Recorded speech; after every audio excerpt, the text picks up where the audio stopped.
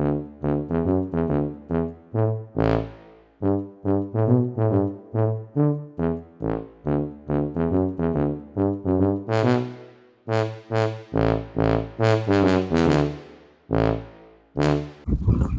and welcome back to the Cartoonist Studio, where today we're going to be doing another Big Old Bear. Now, I know I did a reading from the book last week, the latest Big Old Bear book, of which there's a description, a universal link, in the description below, but I felt it was time to do another watercolour tutorial. Haven't done one for a while, but you're thinking, well, why Big Old Bear? It could be anything. The fact is, I watched a tutorial on an artist that I follow called Karen Rice. And when she was producing this rather beautiful snow scene, there'll be a link for that video in the description below as well. She did this technique and I thought, oh, I quite like that. Now, there's nothing wrong with taking techniques from other artists. It's how we all learn. I just added that technique to the pantheon of techniques that I already have in my arsenal, shall we say, or my toolbox. And I thought, I saw the picture and all of a sudden another image popped into my head, and it happened to be one of Big Old Bear walking in the snow. I love drawing snow scenes, so that is what I did. So if you crave a watercolour painting from me, another one, you're thinking, I haven't seen one for a long time, why isn't he doing them? Well, today you're in luck because I'm doing one.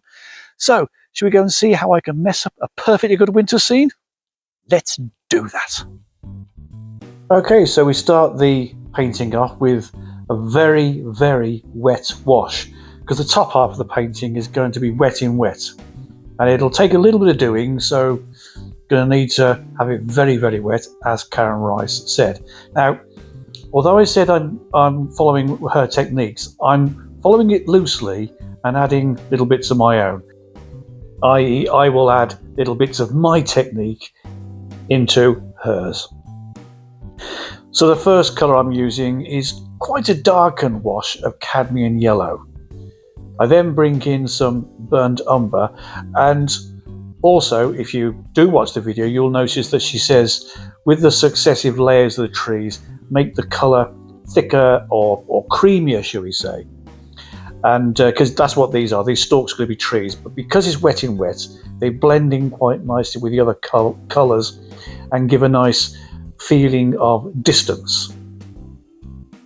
Now the nice dark colour I'm placing here at the bottom, which is going to be the undergrowth, the ferns or the smaller bushes, shall we say, is made with the two previous colours and a kind of a slate grey, and it gives it a nice dark feel, really pumps things out an awful lot.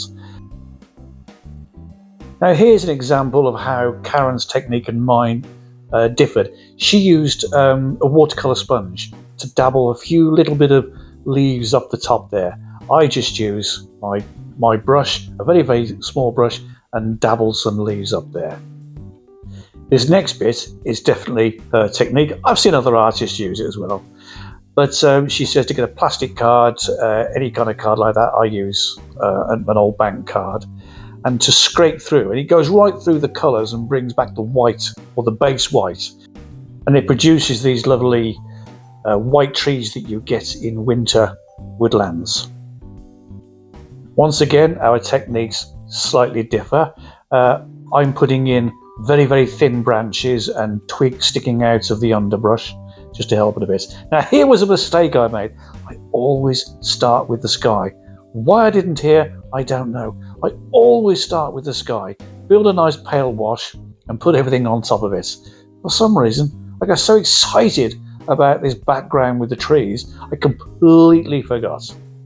So that was a mistake that I made. This is another little addition I added. I thought, let's bring some of that brush out into the snow a little bit. Just kind of accentuate it. Then all of a sudden, I had a Bob Ross moment where he says, maybe a tree lives in the foreground here. And he makes that whew noise, doesn't he, as he puts it in. So from here on in, it's just basically all my little techniques and tricks of the trade that I've learned over the years. Once again, I'm putting in very thin branches using one of the thinnest brushes that I have, and back in with the credit card again, just to give the little stripes that I like to give my cartoon trees. So I'm turning it from a realistic watercolour painting, should we say, into a cartoon painting. Then I just finish off with a few twigs and shrubbery around the base of the tree.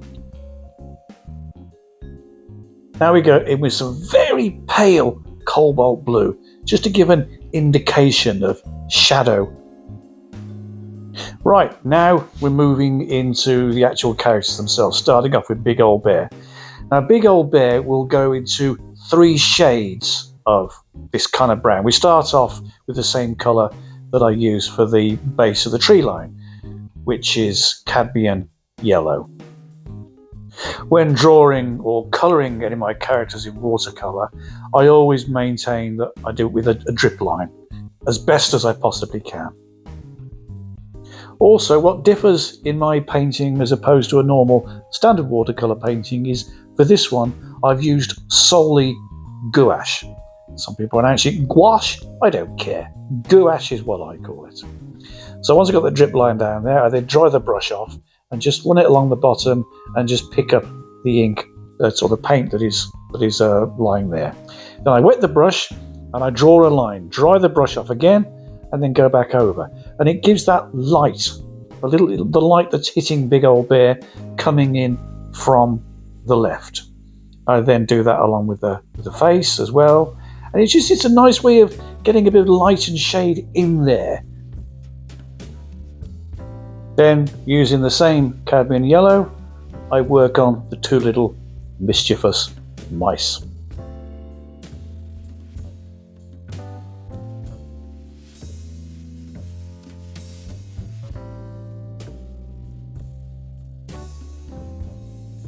Then comes the bird. Now, I've used a slightly thicker cadmium yellow here with the slightest hint of burnt umber.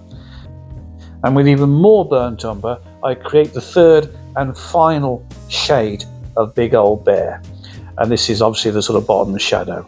Now, what I do here is, once I finish putting that first bit on, I dry the brush off and I just feather the very edges of that brown, and it blends in with the other 2 layers and gives a nice, soft, gentle, smudgy feel, almost like a fur-like effect.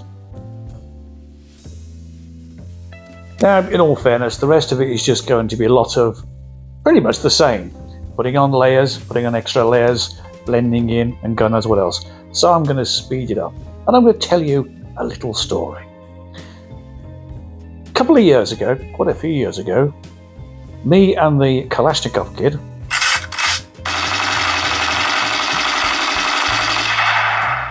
we were holidaying in Bulgaria. And we decided we're actually staying up in an area called the Rhodope Mountains. I believe it was the Rhodope Mountains. And it's absolutely beautiful up there. Little villages cut off from the outside world and lots of wild countryside. Beautiful place. And we decided to go for a walk. And before we left, the brother said, just beware. And we said, beware of what? And they said, it's a bit wild around here. And I assumed that he meant the villagers, because they were looking at us a little bit strangely when we drove through, should I say. A bit like the wrong turn, or as Americans would call them, the boonies. And I said, don't worry about that. I said, I come from a city, I can handle it myself. So we got in the car and we drove off and we parked it up somewhere and we went down this little dusty track. The kind of dusty track that you only get in a very hot summer's country, and every time you put your foot down it gives up little puffs of dust clouds.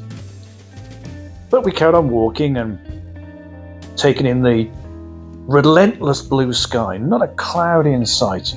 The heat beat down on us. It was glorious. There was a little picnic area.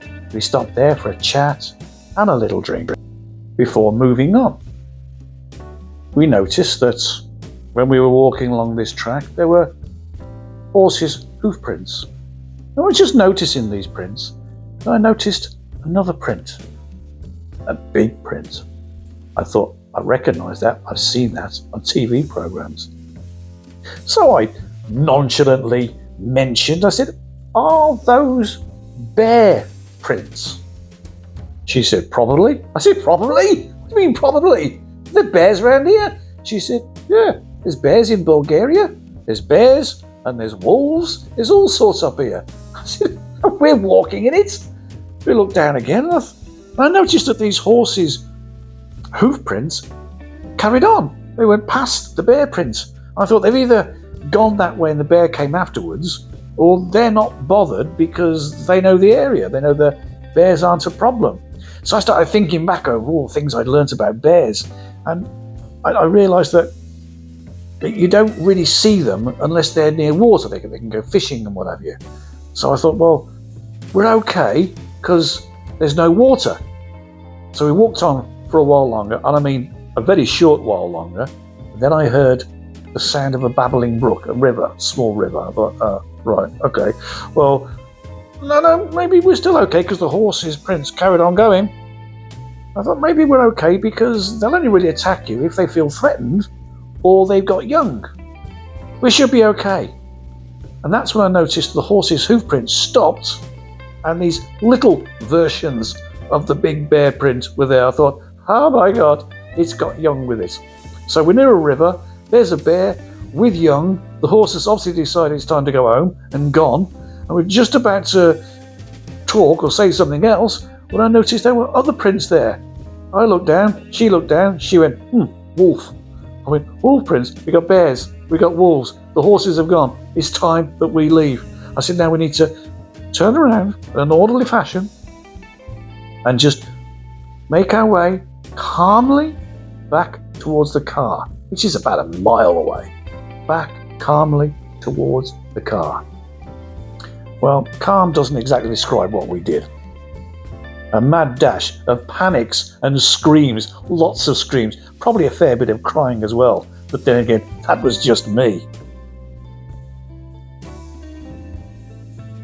They say the world record for a mile is 3 minutes. I'm pretty sure I managed it in about 2. Well, we did get to the car and I tell you, even when you're sitting in the car and you still don't feel confident because the bear came out, it's just going to open the top up like a can opener, isn't it? Anyway, we got in the car and off we went and we got back to the campsite. And we were just chatting about it and he sort of said, well, I did try and warn you. I think you didn't tell me there were bears. And then we noticed that just over from the chalet, the wooden sort of log cabin chalet we were staying in, there was these huge dogs. I mean, they were immense, massive things. And they were chained by the kind of chains that hold ships into docks. And I'm talking like warships. They were huge chains, huge dogs. And I said, I noticed that they're here all the time. I said, well, who owns them? He said, oh, the owner of the campsite. He owns them. So, well, what are they doing here? He said, well, they're an early warning system. I said, what for? He said, the bears. I said, the bears? He said, yeah, when we were asleep at night, the bears just wander through. He said, and the dogs bark. You know, it was a kind of early warning system. I'll be honest, I didn't sleep much that holiday. Would you? Okay, hope you enjoyed the story and the painting so far. The rest is just pretty much more of the same, putting down the layers, building them up, and at the end, I'll give it some inking. So I'll probably just shut up now and let you enjoy the rest of the video and look forward to seeing you on the next one, which I believe is going to be What If I Drew ... The Far Side. So that's the next one. I'm going to do, or attempt to do, my version of the classic Gary Larson cartoon, The Far Side. And I genuinely hope to see you on that one. I think we'll have some fun. Okay, so all that remains for me now to say is thank you very much once again for your time. It's wonderful having you here. Hope you've enjoyed it. Hope you've learnt a bit. Go along and look at Karen Rice's page if you're that way inclined. She's a very talented artist and has a lot of great ideas. So like, subscribe, share, tell your friends about it. Get more people over here. Leave comments. That works with the logarithms and all that sort of stuff. And yeah, I'll see you in a fortnight. Until then, thanks once again, and bye-bye for now.